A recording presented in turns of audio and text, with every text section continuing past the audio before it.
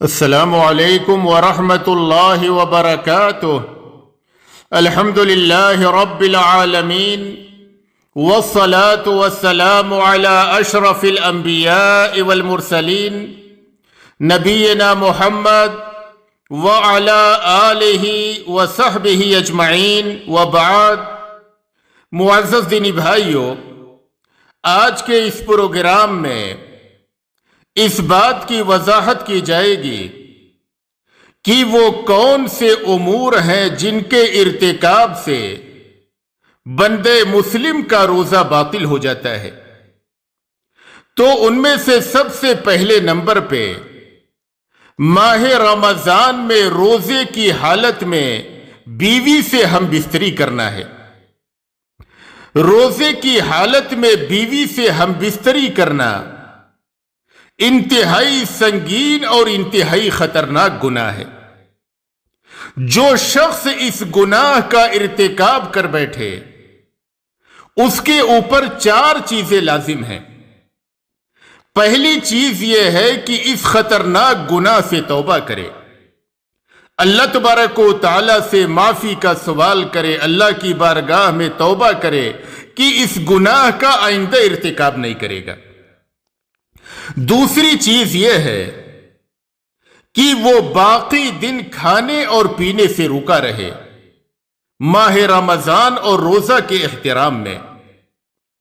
اور تیسری چیز جو اس پر لازم ہے کہ ماہ رمضان کے ختم ہونے کے بعد اس روزے کی قضا کرے۔ اور چوتھی چیز اس کے اوپر کفارہ لازم ہے، اور کفارہ یہ ہے کہ ایک غلام آزاد کرے۔ اگر اس کی طاقت نہ ہو تو مسلسل 2 مہینے کے روزے رکھے، اور اگر اس کی بھی طاقت نہ ہو تو 60 مسکینوں کو کھانا کھلائے۔ صحیح مسلم کی روایت ہے، ابو ہریرہ رضی اللہ عنہ بیان کرتے ہیں کہ ہم نبی اکرم صلی اللہ علیہ وسلم کے ساتھ بیٹھے ہوئے تھے کہ ایک صحابی آئے اور وہ کہنے لگے، اے اللہ کے رسول صلی اللہ علیہ وسلم، میں ہلاک ہو گیا۔ میں نے روزے کی حالت میں بیوی سے جمع کر لیا۔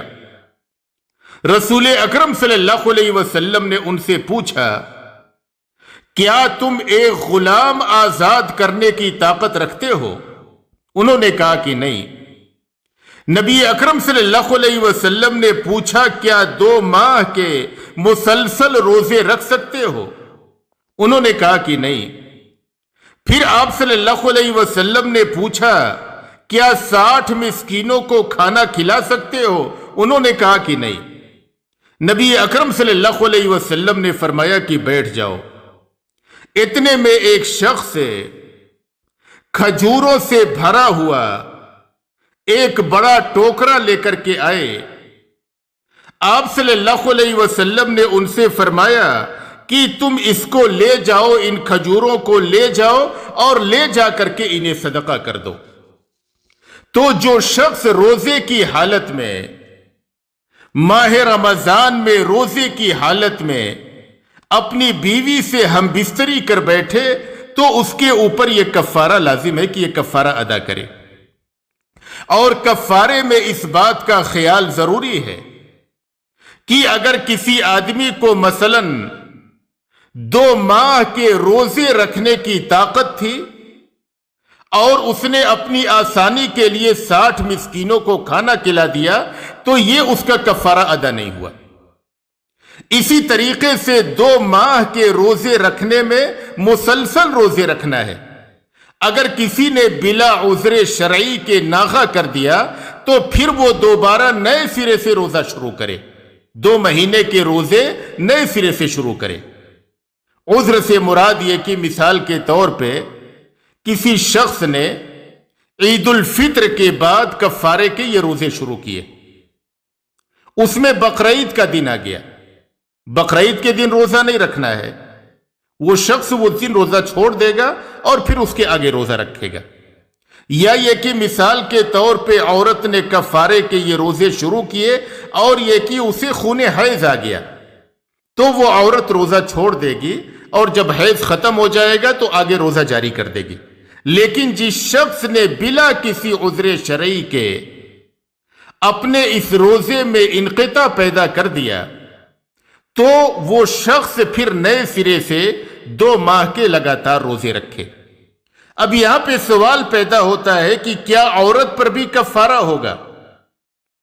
اگر یہ شوہر اور بیوی کے درمیان ماہ رمضان میں روزے کی حالت میں ہم بستری کا عمل دونوں کی رضامندی سے ہوا، بیوی راضی تھی، یا یہ کہ بیوی نے شوہر کو اکسایا، وہ رضامند تھی، اور یہ عمل دونوں کی رضامندی سے ہوا، تو پھر دونوں پہ کفارہ ہوگا، شوہر پہ بھی کفارہ ہوگا اور بیوی پہ بھی کفارہ ہوگا۔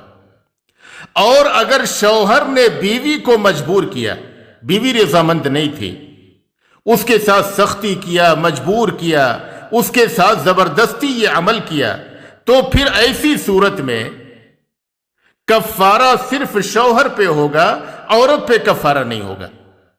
عورت ماہ رمضان کے ختم ہونے کے بعد صرف اس ایک روزے کی قضا کر لے گی۔ فتویٰ کمیٹی سعودی عرب کے ایک فتوے میں کہا گیا ہے، اگر شوہر نے عورت کی رضامندی سے روزے کی حالت میں جمع کیا تو مرد کی طرح عورت پر بھی کفارہ ہوگا، اور اگر شوہر نے عورت سے زبردستی جمع کیا تو عورت پر کفارہ نہیں ہوگا، بلکہ صرف اس پر ایک روزہ کی قضا کرنی ہوگی۔ دوسری چیز جس کے ارتکاب سے بندے مسلم کا روزہ باطل ہو جاتا ہے، وہ ماہ رمضان میں روزے کی حالت میں بالارادہ منی خارج کرنا ہے۔ جو شخص بالارادہ منی خارج کرے، خواہ وہ مشت زنی ہو، یا یہ کہ بیوی سے چپکنے یا بوس و کنار ہونے کی وجہ سے منی خارج ہو جائے، یا یہ کہ گندی فلمیں یا تصویریں دیکھنے کی وجہ سے منی خارج ہو جائے شہوت کے ساتھ، یا یہ کہ کسی اجنبیہ عورت کو بار بار دیکھنے سے منی خارج ہو جائے، تو اس سے بندے مسلم کا روزہ باطل ہو جاتا ہے۔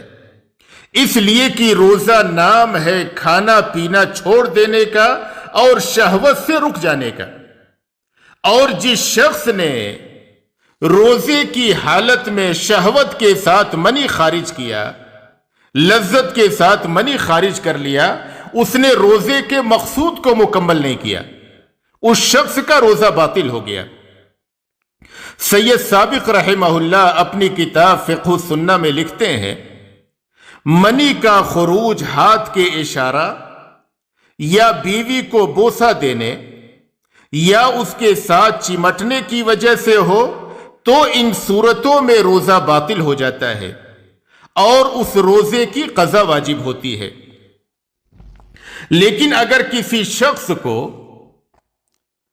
روزے کی حالت میں نیند میں احتلام ہو جائے، وہ سویا ہوا ہے، اس کو احتلام ہو گیا، تو اس سے روزہ باطل نہیں ہوتا ہے، اس سے روزہ باطل نہیں ہوتا ہے۔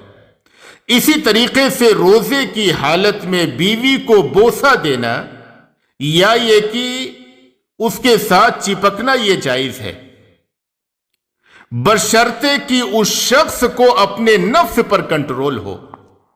اگر کسی آدمی کو اپنے نفس پہ کنٹرول نہیں ہے، اسے یہ معلوم ہے کہ وہ بیوی کو بوسہ دے گا یا یہ کہ اس کے ساتھ چپکے گا، تو وہ اس گناہ عظیم میں یعنی ہم بستری کے عمل میں واقع ہو جائے گا، یا یہ کہ اس سے منی کا خروج ہو جائے گا، تو ایسے شخص کے لیے حرام ہے کہ وہ بیوی کو روزے کی حالت میں بوسہ دے یا یہ کہ اس کے ساتھ چپکے۔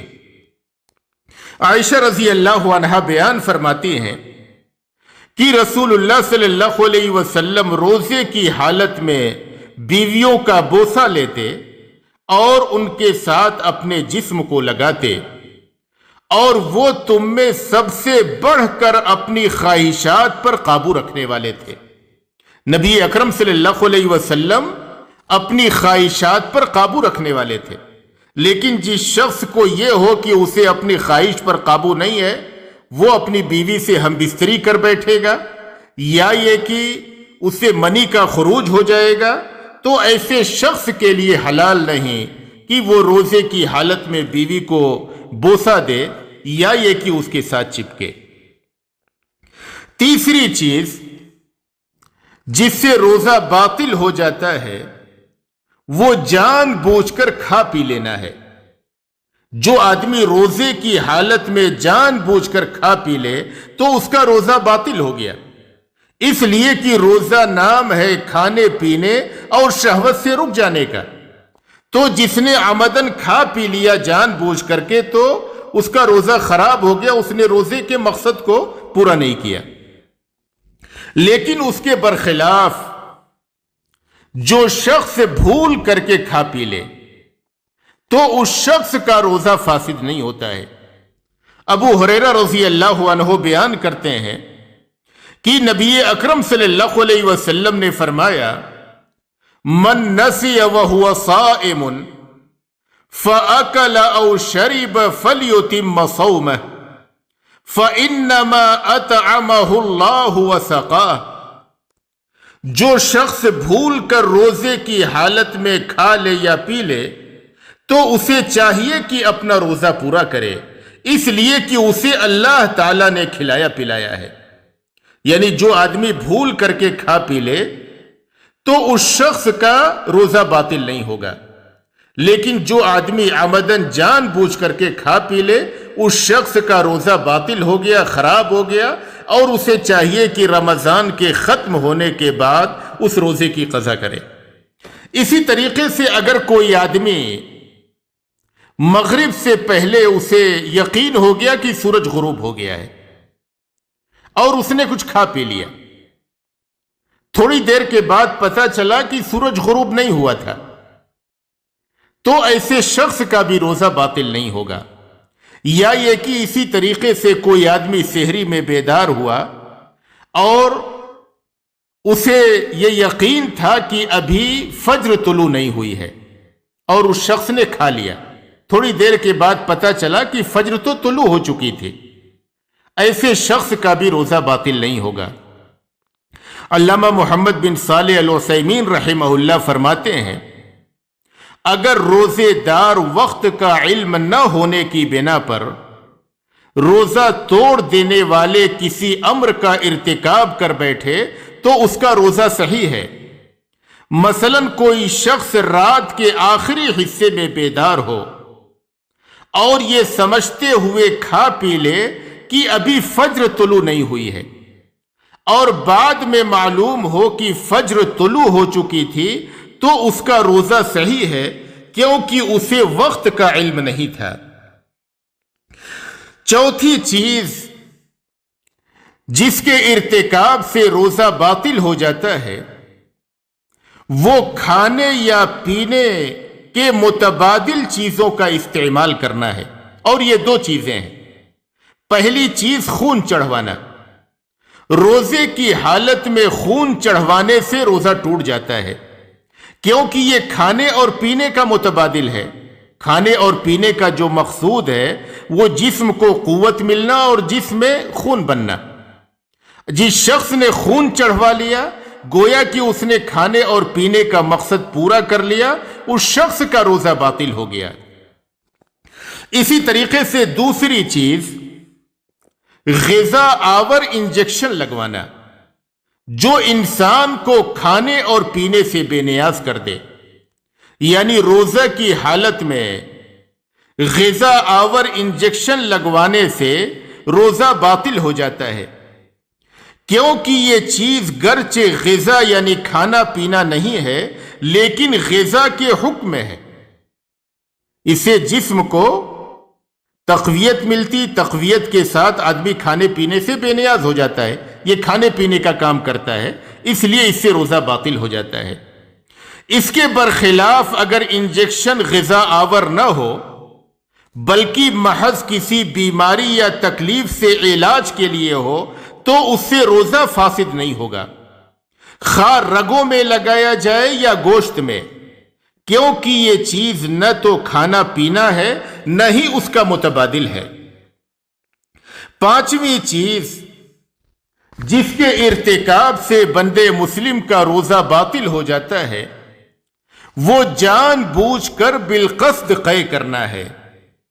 ابو ہریرہ رضی اللہ عنہ بیان کرتے ہیں کہ رسول اکرم صلی اللہ علیہ وسلم نے فرمایا، من زرعہ قیء وہو صائم فلیس علیہ قضا وان استقاء فلیقض۔ جسے بحالت روزہ غیر اختیاری طور پر قے ہو جائے اس پر قضا نہیں ہے، یعنی اس کا روزہ باطل نہیں ہوا، اور اگر عمدن قے کرے تو اسے قضا کرنی چاہیے۔ جو آدمی جان بوجھ کر بالاختیار روزے کی حالت میں قے کرے تو اس کا روزہ باطل ہو گیا۔ اس شخص کو چاہیے کہ رمضان کے ختم ہونے کے بعد اس روزے کی قضا کرے، اور جسے غیر اختیاری طور پر خود بخود قے آ گئی تو اس کا روزہ باطل نہیں ہوا۔ چھٹی چیز جس کے ارتکاب سے روزہ باطل ہو جاتا ہے وہ بحالت روزہ پچنا لگانا یا لگوانا ہے۔ اس مسئلے میں اہل علم کے دو اقوال ہیں کہ آیا اس سے روزہ باطل ہوگا یا نہیں ہوگا، لیکن اس مسئلے میں اہل علم کا راجح قول یہ ہے کہ پچنا لگانے یا لگوانے والے دونوں کا روزہ باطل ہو جاتا ہے، جیسا کہ شداد بن اوس رضی اللہ عنہ بیان کرتے ہیں کہ رسول اللہ صلی اللہ علیہ وسلم بقی میں ایک شخص کے پاس سے گزرے، وہ پچنا لگوا رہا تھا۔ یہ 18 رمضان کی بات ہے۔ تو آپ صلی اللہ علیہ وسلم نے یہ دیکھ کر کے فرمایا، افطر الحاجم والمحجوم، کہ پچنا لگانے اور لگوانے والے دونوں کا روزہ ٹوٹ گیا۔ تو روزے کی حالت میں پچنا لگوانا جائز نہیں۔ جو آدمی روزے کی حالت میں پچنا لگوائے اس سے روزہ باطل ہو جاتا ہے۔ اسی طریقے سے اگر کوئی شخص روزے کی حالت میں خون نکلوائے زیادہ مقدار میں، مثلا کسی کو دان کرنے کے لیے، عطیہ کرنے کے لیے، تو اس سے بھی روزہ باطل ہو جاتا ہے۔ لیکن اگر کوئی آدمی تھوڑی مقدار میں خون نکلوائے، مثلا شوگر ٹیسٹنگ کے لیے یا یہ کہ بلڈ گروپ ٹیسٹنگ کے لیے، تو اس سے روزہ باطل نہیں ہوتا ہے۔ ساتویں چیز جس سے روزہ باطل ہو جاتا ہے وہ حیض و نفاس کا خون آنا ہے۔ اگر روزے کی حالت میں عورت کو حیض یا نفاس کا خون آ جائے تو اس سے روزہ باطل ہو جاتا ہے، اور جب تک یہ خون جاری رہے عورت کے لیے حلال نہیں کہ وہ روزہ رکھے۔ ماہ رمضان کے ختم ہونے کے بعد ان فوت شدہ روزوں کی قضا کر لے، جیسا کہ عائشہ رضی اللہ عنہا بیان کرتی ہیں، کننا نحیز علی عہد رسول اللہ فنؤمر بقضاء الصوم ولا نؤمر بقضاء الصلاۃ، کہ ہم رسول اللہ صلی اللہ علیہ وسلم کے زمانے میں حائضہ ہوتی تھیں تو ہمیں روزوں کی قضا کا حکم دیا جاتا تھا، نماز کا نہیں۔ یعنی حیض و نفاس کی حالت میں عورت نہ تو روزہ رکھے گی اور نہ تو نماز پڑھے گی، نماز کی قضا نہیں، لیکن رمضان کے ختم ہونے کے بعد وہ عورت روزوں کی قضا کرے گی۔ یہ امور ہیں جن کے ارتکاب سے بندے مسلم کا روزہ باطل ہو جاتا ہے۔ لیکن حیض و نفاس کے علاوہ باقی امور سے روزہ ٹوٹنے کے لیے 3 شرطیں ہیں۔ اگر یہ شرطیں پائی گئیں تو روزے دار کا روزہ باطل ہو جائے گا، ورنہ باطل نہیں ہوگا۔ پہلی شرط یہ ہے کہ روزے دار کو مسئلے کا حکم معلوم ہو، یعنی روزے دار کو یہ معلوم ہو کہ اس کام کے کرنے سے میرا روزہ باطل ہو جائے گا۔ مثال کے طور پہ روزے دار کو یہ معلوم ہو کہ عمدن قے کرنے سے روزہ باطل ہو جائے گا، لیکن اگر اسے یہ معلوم نہیں تھا، اسے یہ پتہ نہیں تھا کہ روزے کی حالت میں جان بوجھ کر قے نہیں کرنی چاہیے، اس سے روزہ باطل ہو جاتا ہے، اور اس نے اس کا ارتکاب کر لیا، تو ایسے شخص کا روزہ باطل نہیں ہوگا اگر اس کو اس کا حکم معلوم نہیں تھا. جیسا کہ اللہ نے قرآن کریم میں فرمایا وَلَيْسَ عَلَيْكُمْ جُنَاحٌ فِي مَا أَخْطَأْتُمْ بِهِ وَلَكِنْ مَا تَعَمَّدَتْ قُلُوبُكُمْ. تم سے بھول چوک میں جو کچھ ہو جائے اس میں تم پر کوئی گناہ نہیں، البتہ گناہ وہ ہے جس کا تم دل سے ارادہ کرو. اللہ تبارک و تعالی بڑا بخشنے والا مہربان ہے. تو اگر آدمی کو معلوم نہ ہو کہ روزے کی حالت میں اس چیز کے ارتکاب سے روزہ باطل ہو جاتا ہے اور اس نے نادانستہ طور پہ حکم اس کو معلوم نہیں تھا اور اس نے اس کا ارتکاب کیا تو اس کا روزہ باطل نہیں ہوگا. دوسری شرط یہ ہے کہ روزے دار کو یاد ہو کہ وہ روزے سے ہے. مثلا روزے دار کو یاد نہیں تھا، اس نے پانی پی لیا. روزے دار کو یاد نہیں تھا، اس نے کھانا کھا لیا.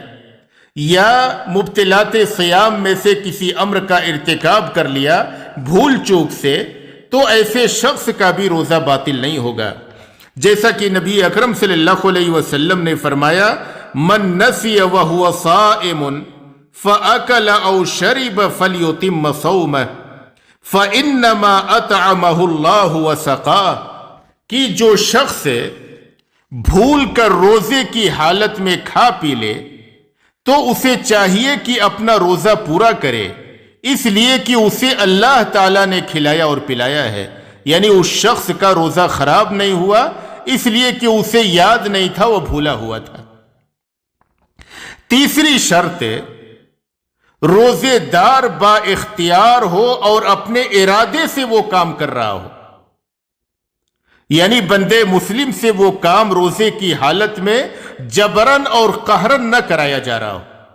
مثال کے طور پہ کوئی آدمی کسی روزے دار کو مجبور کرے کہ تم روزہ توڑو، یہ فلاں چیز کھا لو، اور اگر نہیں توڑتے ہو نہیں کھاتے ہو تو میں تمہیں قتل کر دوں گا، اور اس بات کا اندازہ بھی ہو کہ یہ قتل کرنے پہ قادر ہے، واقعی قتل کر دے گا. یا یہ کہ وہ دھمکی دے کہ میں تمہیں کوئی اور نقصان پہنچاؤں گا، تمہاری اولاد کو مار دوں گا، اور اس مجبوری کی بنا پہ اس نے کھا لیا اس کے زبردستی کرنے پہ. یا یہ کہ روزہ توڑ دینے والی چیزوں میں سے کسی چیز کا ارتکاب کر لیا تو ایسے شخص کا بھی روزہ باطل نہیں ہوتا ہے.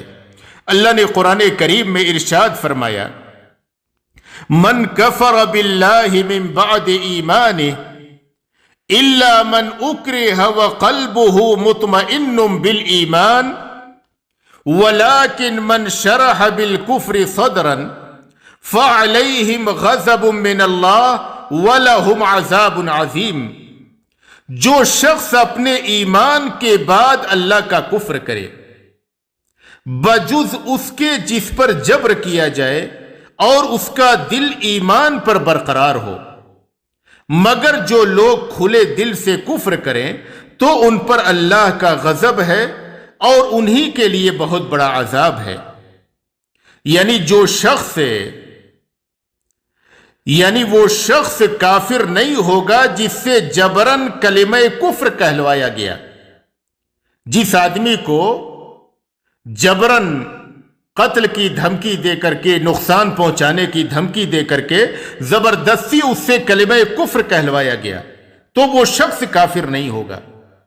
اسی طریقے سے اس شخص کا بھی روزہ فاسد نہیں ہوگا جس سے زبردستی روزہ باطل کر دینے والے امور میں سے کسی امر کا ارتکاب کرایا گیا. نبی اکرم صلی اللہ علیہ وسلم نے ایک حدیث میں فرمایا ان اللہ تجاوز لی عن امتی الخطأ والنسیان وما استکرہوا علیہ، کہ اللہ تبارک و تعالی نے میری امت سے بھول چوک اور زبردستی کرائے گئے کاموں کو معاف فرما دیا ہے. تو یہ 3 شرطیں ہیں، اگر یہ تینوں شرطیں پائی جائیں تبھی بندے مسلم کا روزہ باطل ہوگا. پہلی شرط روزے دار کو مسئلہ معلوم ہو کہ روزے کی حالت میں اس امر کے ارتکاب سے روزہ باطل ہو جائے گا. دوسری شرط یہ ہے کہ جب وہ روزے کی حالت میں اس امر کا ارتکاب کر رہا ہو تو اسے یاد ہو کہ وہ روزے کی حالت میں ہے۔ تیسری شرط ہے روزے دار اپنے اختیار سے وہ کام کر رہا ہو، یعنی کوئی اس سے جبرن زبردستی نہ کرا رہا ہو۔ اگر یہ تین شرطیں پائی جائیں تو بندے مسلم کا روزہ باطل ہو جائے گا، جب ان تین شرطوں کے ساتھ وہ روزہ باطل کر دینے والے امور میں سے کسی امر کا ارتکاب کر لے گا۔ اللہ تبارک و تعالیٰ سے دعا ہے کہ اللہ تبارک و تعالیٰ ہمیں دینی مسائل کو سمجھنے کی توفیق عطا فرمائے اور نبی اکرم صلی اللہ علیہ وسلم کی سنت کے مطابق زندگی گزارنے کی توفیق عطا فرمائے۔ وصلی اللہ علی نبینا محمد۔